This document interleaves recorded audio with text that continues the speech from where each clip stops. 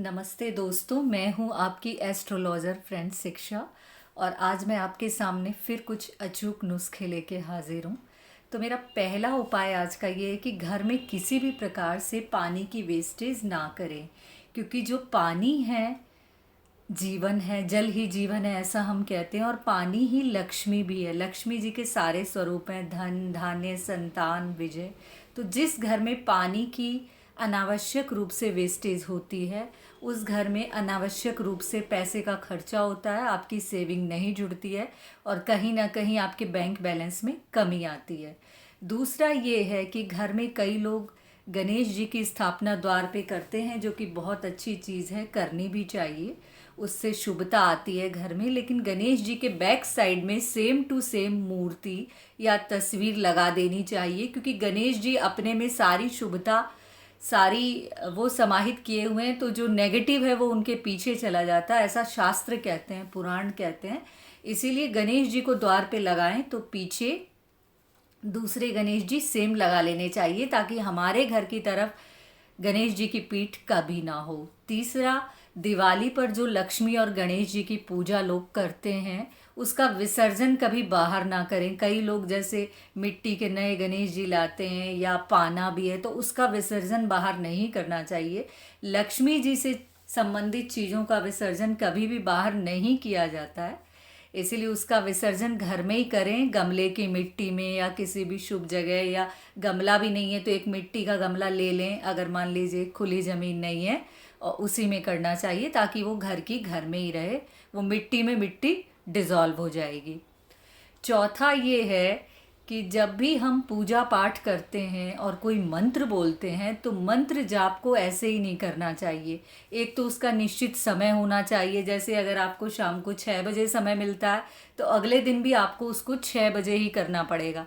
क्योंकि अगर हमारे पास, जैसे हमारा कोई पड़ोसी रोज़ बात करने आता है, तो हमको एक कॉल हो जाती है कि 5 बजे फलाना से हमारी मुलाकात होगी, आज फिर 5 बजे पार्क में बात होगी। तो ऐसे ही जब हम ईश्वर को याद करते हैं, तो उनको एक कॉल हो जाती है कि अब ये फलाना मुझे याद करेगा, मुझे इसकी पूजा में उपस्थित होना है या इसके मंत्र जाप को सुनना है। तो इसका क्या है, आप माने या ना माने, काफ़ी एक पॉजिटिव इफ़ेक्ट होता है कि उसी सेम टाइम पर आप पूजा करें हर दिन, तो इसका प्रभाव डबल मिलेगा। एक कॉल हो जाती है कि भाई ये फलाना मुझे याद कर रहा है। उसके अलावा आपको जब मंत्र जाप करते हैं कोई सा भी, तो नाभि में स्फुरण होना चाहिए। कहने का मतलब वो अपने नाभि केंद्र, इसको ब्रह्मांड का एक केंद्र माना गया है, तो यहाँ से जब तक आवाज़ आपकी नहीं निकलती है, मंत्र जाप का कोई मतलब नहीं है। कोई मंत्र जाप का मतलब नहीं है देवी की पूजा हो, देवता की पूजा हो, या कोई भी आप माला जाप करते हैं, तो आपके नाभि से स्पंदन होना चाहिए। स्पंदन ना भी हो तो वो आवाज़ निकलनी चाहिए। लोग कहते हैं ना दिल से आवाज़ निकलनी चाहिए, मैं कहती हूँ नाभि से आवाज़ निकलनी चाहिए। जब भी वो इंटरकनेक्ट जब तक नहीं करेगी ना, ये आज्ञा चक्र जो है ये जागृत नहीं होगा। और आप कितनी भी साधना कर लीजिए, ना आपको सिद्धि मिलेगी और ना उस मंत्र जाप का फल मिलेगा। तो जब मेहनत करने ही बैठे हैं तो सही तरीके से कीजिए। एक मैं ये कहना चाहूँगी कि लोग घर लेते वक्त किसी चीज़ का ध्यान नहीं देते हैं। दक्षिण और पश्चिम मुखी द्वार, आप बिल्डर की चिंता मत कीजिए कि बिल्डर ने, लोग इसमें बोलेंगे कि बिल्डर ने इतने सारे फ्लैट्स बनाए हैं तो कुछ तो दक्षिण पश्चिम, तो हमें बिल्डर की चिंता क्यों करनी। हमें एक अपना मकान लेना है, तो हम वही मकान लेंगे जो उत्तर या पूरब दिशा की ओर, जो फ्लैट का मुख खुलता हो। भले ही मुख्य द्वार कहीं भी खुल रहा हो, वो भी उत्तर और पूर्व में ही हो, बहुत बढ़िया है। और आपका भी उत्तर और पूर्व में ही होना चाहिए, वो बहुत बढ़िया है। क्योंकि आपको तो आपका मकान वास्तु वही सूट करेगा, उसके ओनर उस पूरे एरिया में आप ही है। तो मुख्य द्वार का भी ध्यान रखिए और अपने घर के द्वार का भी ध्यान रखिए। इसके अलावा जब हम सोते हैं घर में, तो बेड में हमेशा पूर्व की तरफ सिर होना चाहिए और पश्चिम की तरफ पैर होना चाहिए, या फिर दक्षिण की तरफ हमारा सर होना चाहिए और उत्तर की तरफ पैर होने चाहिए। भूल के भी दक्षिण में पैर नहीं होने चाहिए, पश्चिम में एक बार को चल जाएंगे। अगर पश्चिम में भी आप, पश्चिम में पैर होने चाहिए, लेकिन दक्षिण में पैर नहीं होने चाहिए।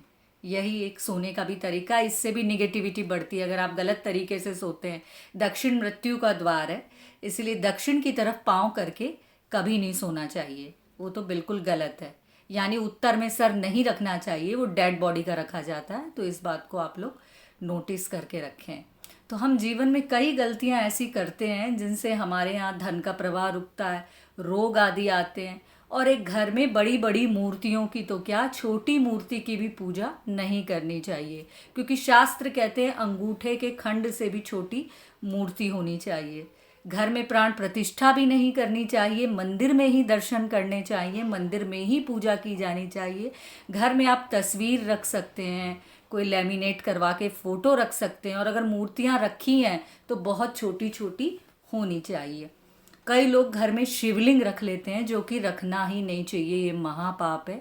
क्योंकि शिवलिंग में से इतनी ऊर्जा निकलती है जिसको हम जैसे साधारण मनुष्य झेल ही नहीं सकते, और वो सकारात्मक ऊर्जा भी नकारात्मक ऊर्जा में बदल जाती है, क्योंकि शिवलिंग 8 पहर की पूजा मांगती है, जो कि हम नहीं कर सकते।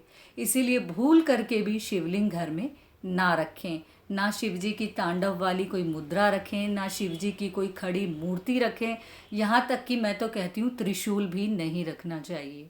कई लोग त्रिशूल को शुभता का प्रतीक मानते हैं, लेकिन घर में ऐसे शिव जी त्रिशूल कब उठाते हैं, जब उन्हें गुस्सा आता है, यानी जब तबाही मचनी होती है। इसीलिए ऐसी चीज़ों को घर में ना रखें। शिव जी की आप तस्वीर रख सकते हैं, सपरिवार हंसते हुए बैठे हुए शिव जी रखते हैं।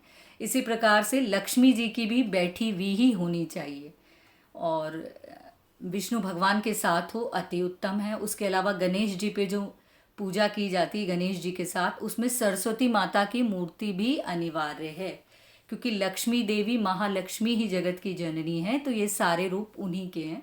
तो सरस्वती जी की पूजा भी दिवाली वाले दिन अवश्य की जानी चाहिए, गणेश जी और लक्ष्मी के साथ में। तो ये आज के मेरे कुछ उपाय हैं, जिनको आप करके आप जीवन में देखिए बहुत चेंज आएगा। और आप लोग प्लीज़, अगर मेरा वीडियो ज़रा सा भी पसंद आ रहा है तो चैनल को लाइक करें, सब्सक्राइब करना ना भूलें, कमेंट करें। पॉजिटिव नेगेटिव जैसे भी कमेंट्स होंगे मैं देखूंगी क्या है, मुझे मोटिवेट करें। धन्यवाद।